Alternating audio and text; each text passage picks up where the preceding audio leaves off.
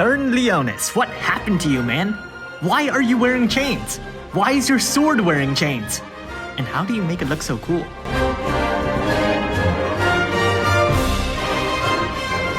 Sterne Leonis' Trustmaster reward is a materia that boosts attack by 50% and equipment attack by 50% when carrying a single weapon.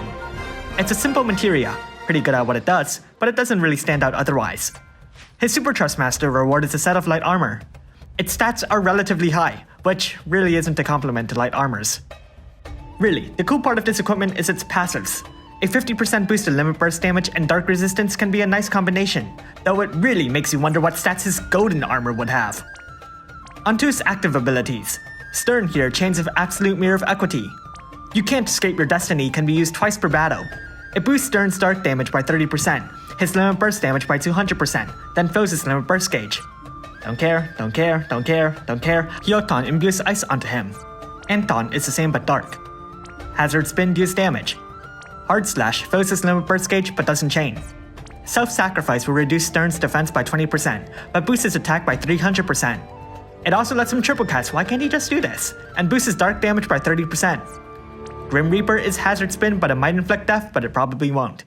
Hazard Break partially ignores the enemy's defense and lowers their ice and dark resistance by 120%.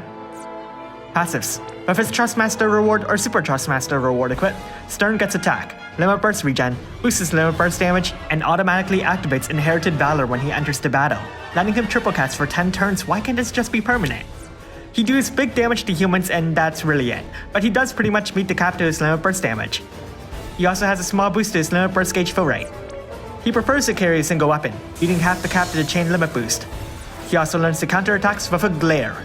Apparently, it raises his limit burst damage modifiers, why can't everyone else do that? Hazard Boost gives an important buff to his damage modifiers, and chasing his brother will upgrade his limit burst by adding a limit burst damage boost if his health is above 80%.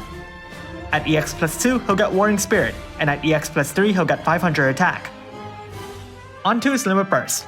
Using it without the buff results in, well, no buff. The modifier is also a bit weaker, but you can still use it to activate his triple cast. Time to change forms. Sterne Leonis' Brave Shift has a 3-turn duration and a 4-turn cooldown. Onto his active abilities. Oh, so now he doesn't need anything to triple cast. Cool. Sterne still Chains of Absolute Mirror of Equity.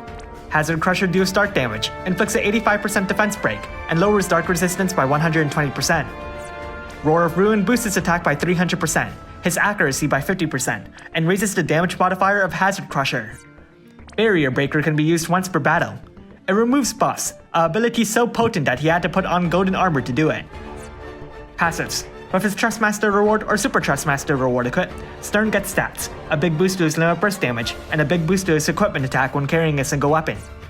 His killers are much more impressive in this form, receiving 2 additional killers against dragons and stone enemies. His limit burst damage buff and equipment attack can hit the cap of his locked passive, and his limit burst regen is fairly strong too. Onto his limit burst. It lowers ice and dark resistance by 135%, deals strong dark damage, and restores Sterne's HP by 8,000. Let's rank Brave abilities. Raising both just raises damage modifiers, but as they're both in different forms, you can pretty much get well acquainted with them whether you like it or not. Time to make a damage rotation.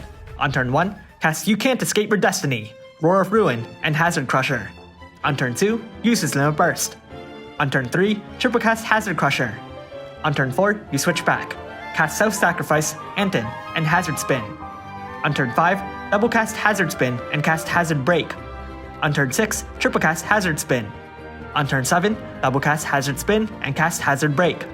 On turn 8, his Brave Shift is ready, so use it and repeat the rotation. So, EX2? Honestly, no. EX plus 2 is Warring Spirit, which isn't really necessary given Sterne's reliance on his active abilities for buffs anyways. And while EX plus 3 does raise his attack, Sterne as a limited unit isn't quite as easy to get as other 5-stars. Unfortunately, he doesn't benefit from further EX awakenings any more than them either. So how good is Sterne Leonis? Most of the buffs to his base form come from passives. They do a good job raising his damage output, but it really pales to his Brave Shift. That one just takes it a big step forward in terms of damage.